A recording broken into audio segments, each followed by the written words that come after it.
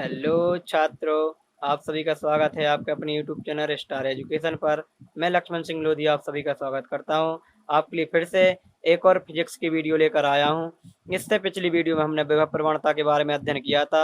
आज की वीडियो में हम संधारित्रों के संयोजन के बारे में अध्ययन करेंगे। क्या होता है संधारित्रों का संयोजन और संधारित्रों का संयोजन कितने प्रकार का होता है, आज हम उनके बारे में सीखेंगे। तो आइए चलते हैं हमारी वीडियो की ओर। तो सबसे पहले हमारा टॉपिक रहेगा संधारित्रों का संयोजन।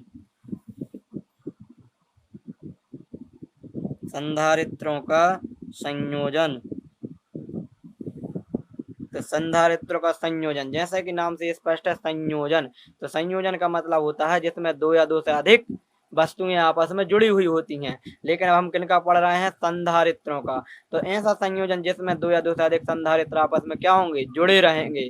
अब वो किस क्रम में जुड़े रहेंगे? तो वो जुड़े रहेंगे दो क्रम में। एक या तो जुड़े रहेंगे श्रेणी क्रम में या फिर जुड़े रहेंगे समांतर क्रम में। ध्यान रखना, ठीक है। तो अब यहीं से परिभाषा बनेगी कि संधारित्रों का ऐसा संयोजन जिसमें दो या दो से अधिक संधारित्र श्रेणी क्रम या समांतर क्रम में जुड़े होते हैं, क्या कहलाता है? संधारित्रों का संयोजन कहलाता है। अब श्रेणी क्रम और समांतर क्रम क्या होता है? तो श्रेणी क्रम का मतलब होता है जिसमें एक के बाद एक संधारित्र जुड़े रहते हैं, लाइन से जुड़े रहते हैं। जैसा कि आपने देखा होगा सजावटों में जिन सर्किटों का उपयोग किया जाता है वो किस में जुड़ी रहती हैं? श्रेणी क्रम में। श्रेणी क्रम का मतलब क्या होता है? यदि एक कोई उपकरण बेकार हो जाए तो उसके बाकी उपकरण कार्य करना बंद कर देते हैं। जैसा कि आपने देखा होगा यदि सर्किट का एक बल्ब फीस हो जाता है तो बाकी के सभी आगे के बल्ब क्या हो जाते हैं? ऑटोमेटिक बंद हो जाते हैं। लेकिन कुछ कुछ सर्किटें समांतर क्रम में भी जुड़ी होती हैं। अब इसके अपोजिट क्या होता है? समांतर क्रम। समांतर क्रम मतलब जिसमें सभी संधारित्रों का एक सिरा एक बिंदु पर और दूसरा सिरा एक बिंदु पर जुड़ा होता है। अभी अपन डिटेल से और पढ़ेंगे। तो अब जैसे कि हमारे घर की लाइट है वो जुड़ी रहती है समांतर क्रम में। तो आप यहाँ से याद रखना, ऑब्जेक्ट बनता है कि घरों में यूज होने वाली जो लाइट रहती है वो किस क्रम में जुड़ी होती है? तो वो जुड़ी होती है समांतर क्रम संयोजन में। यानी यदि घर का एक बल्ब बंद हो जाए तो बाकी ऑटोमेटिक सभी बल्ब कैसे रहते हैं? जलते रहते हैं। यदि श्रेणी क्रम में जुड़ेंगे तो ऐसा नहीं होगा। एक बल्ब बंद होने के बाद बाकी सभी बल्ब क्या हो जाएंगे? ऑटोमेटिक ही बंद हो जाएंगे। ठीक है। अब हम क्या करेंगे? श्रेणी क्रम को विस्तार से सीखेंगे। तो सबसे पहले हम श्रेणी क्रम के लिए चित्र बनाएंगे, फिर चित्र से इसकी परिभाषा सीखेंगे। तो इसमें हम क्या करेंगे? बहुत सारे संधारित्र ले सकते हैं। तो मैं आपके लिए 3 संधारित्र लेकर बता रहा हूँ, इसी से हम इसकी परिभाषा बनाएंगे। तो हमने 3 संधारित्र ले लिए हैं। क्या किया? 3 संधारित्र लिए। तो पहले संधारित्र की पहली प्लेट को हमने प्लस क्यू आवेश से जोड़ दिया और बिंदु ओ नाम दे दिया। अब इसलिए इस पर क्या जाएगा? प्लस आ जाएगा। सभी प्लेटों की पहली पहली सतह पर पहली प्लेटों पर क्या जाएगा? प्लस। सभी संधारित्रों की पहली प्लेटों पर प्लस और दूसरी प्लेटों पर माइनस। हम पढ़ चुके हैं पीछे आयताकार संधारित्र है, ये समांतर प्लेट संधारित्र है, इसमें आयताकार प्लेट है, वृत्तीय भी हो सकती हैं। ठीक है। अब इसकी सबसे अंतिम वाले संधारित्र की दूसरी प्लेट को पृथ्वी से जोड़ देंगे। अब क्या करेंगे? इनको आपस में ऐसा ज्वाइंट कर लेंगे, इसको भी जोड़ लेंगे। अब यहीं से इसकी परिभाषा बनेगी। तो क्या बनेगी कि संधारित्रों का ऐसा संयोजन जिसमें पहले संधारित्र की, ये पहला है, ये दूसरा है, ये तीसरा, 3 संधारित्र लिए हैं। तो संधारित्रों का ऐसा संयोजन जिसमें पहले संधारित्र की पहली प्लेट को बिंदु ओ से जोड़कर प्लस क्यू आवेश दे दिया जाता है। ठीक है, इतना क्लियर। फिर इसके बाद इसी संधारित्र की दूसरी प्लेट को अगले संधारित्र की पहली प्लेट से जोड़ दिया जाता है। इसी प्रकार सभी संधारित्रों को आपस में जोड़ दिया जाता है और सबसे अंतिम संधारित्र की दूसरी प्लेट को पृथ्वी से जोड़ दिया जाता है, यानी पृथ्वीकृत कर दिया जाता है। तब इस प्रकार बने संयोजन को हम क्या कहते हैं? संधारित्रों का श्रेणी क्रम संयोजन कहते हैं। अब ध्यान रखना, संधारित्रों के श्रेणी क्रम संयोजन में आवेश का मान समान रहता है, क्योंकि श्रेणी क्रम में एक सही आवेश प्रवाहित होता है, इसलिए सभी पर प्लस प्लस आवेश आ जाएगा, मतलब क्यू क्यू आवेश रहेगा। अब इसमें हम क्या करेंगे? इसकी धारिता देखेंगे। तो पहले संधारित्र की C1, दूसरे की C2, तीसरे की C3। पहले संधारित्र का विभवांतर V1, दूसरे का V2, तीसरे का V3। इस प्रकार हमारा क्या बन गया? चित्र। अब इसकी परिभाषा भी हो गई चित्र से।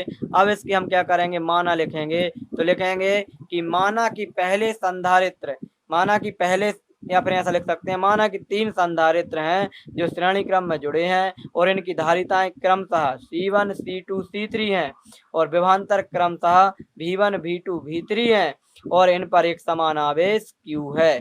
तब ठीक है, अब लिखेंगे पहले संधारित्र के लिए, पहले संधारित्र के लिए धारिता की परिभाषा से, धारिता की परिभाषा, तो धारिता की परिभाषा हम पीछे पढ़ चुके हैं, Q बराबर CV। अब पहले संधारित्र की बात चल रही, तो धारिता C1 है और विभवांतर V1 है और आवेश Q है। अब यहाँ से हम V1 का मान निकालेंगे, तो V1 बराबर ये C1 Q का बटा में जाएगा। इसी प्रकार लिखेंगे दूसरे संधारित्र के लिए,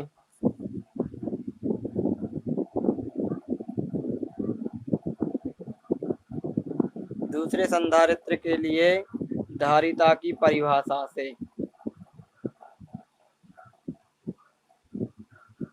ठीक है। तो क्या होती है धारिता की परिभाषा, वही Q बराबर CV, तो दूसरी है तो यहाँ C2 V2 या करके V2 बराबर Q बटा C2, ठीक है। ये पहला V1 का मान आ गया, ये V2 का मान आ गया। अब हमने 3 संधारित्र जोड़े, इसलिए हम 3 बार करना पड़ेगा। अब क्या कर लेंगे, तीसरे संधारित्र के लिए लिख लेंगे, तीसरे संधारित्र के लिए धारिता की परिभाषा से,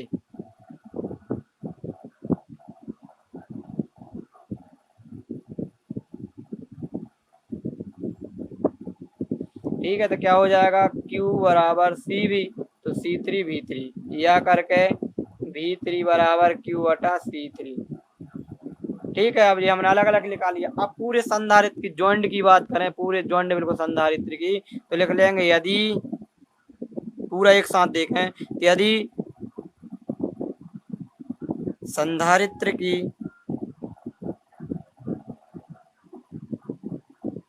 कुल धारिता C व विभवांतर V एवं आवेश Q है, तब तो धारिता की परिभाषा से Q बराबर CV या करके यहाँ से V का मान निकालेंगे, तो Q बटा C। अब हम लिखेंगे कुल, कुल विभवांतर निकालेंगे, अलग अलग निकाल लिया, अब लिखेंगे कुल विभवांतर,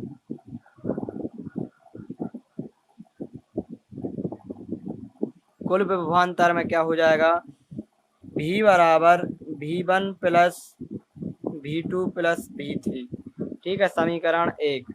अब यहाँ से हम क्या करेंगे,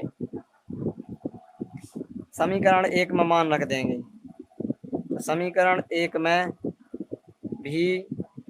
V1 V2 व V3 का मान, ठीक है, मान रख लेंगे। तो मान रखेंगे तो क्या हो जाएगा, V1 का V का मान हो जाएगा Q बटा C, V1 का Q बटा C1, V2 का Q बटा C2 और V3 का Q बटा C3, ठीक है। ऊपर से Q कॉमन आ जाएगा, तो Q बटा C बराबर Q, 1 बटा C1, 1 बटा C2, 1 बटा C3, Q से Q कैंसिल, ठीक है। इसके बाद में क्या हो जाएगा, 1 बटा C बराबर 1 बटा C1, 1 बटा C2 और 1 बटा C3, यही हमारा क्या है, फाइनल आंसर है। अब यहाँ से इसका अर्थात बनता है, कभी कभी ऐसा ही बोल देते हैं, सिद्ध कीजिए, ये फॉर्मूला लिख देंगे तो आपको समझ में आना चाहिए, संधारित्रों का श्रेणी क्रम संयोजन है। अब यहाँ से इसका अर्थात बनेगा, तो लिखेंगे अर्थात संधारित्रों की कुल धारिता, ये कुल धारिता है, संधारित्र की कुल धारिता का व्युत्क्रम, व्युत्क्रम का मतलब होता है 1 बटा मतलब व्युत्क्रम, तो संधारित्र की कुल धारिता का व्युत्क्रम अलग अलग संधारित्र की जो धारिता है उनके व्युत्क्रमों के योगफल के बराबर होती है। अब यहाँ से थोड़ा सा और सॉल्व कर लेते हैं, तो 1 बटा C बराबर एलसीएम ले लेंगे इनका, C1 C2 C3। अब इस C1 C2 3 का यहाँ गुणा करेंगे, नीचे क्या है C1, सीधी सी बात, इसके नीचे C1 है, इनमें से हटा दो, क्या क्या बचा C2 C3, इस प्रकार एलसीएम लिया जाता है। इसके नीचे C2 है, इनमें C2 हटा दो, C1 C3। इसके नीचे C3 है, इसमें C3 हटा दो, C1 C2। अब इसको पलट लेंगे, C का मान निकालना है तो C बराबर C1 C2 C3 बटा में C1 C2 C2 C3 C3 C1। ये हमारा आंसर है। इस पे से अब न्यूमेरिकल आता है तो तीन धारी तार रहेंगे, उनके मान दिए रहेंगे, तो उनके मान हमें उठा के इस फॉर्मूले में रखना है और हमारा आंसर आ जाएगा। अब आपके लिए नोट बनाना है तो आप यहाँ से नोट कर सकते हैं।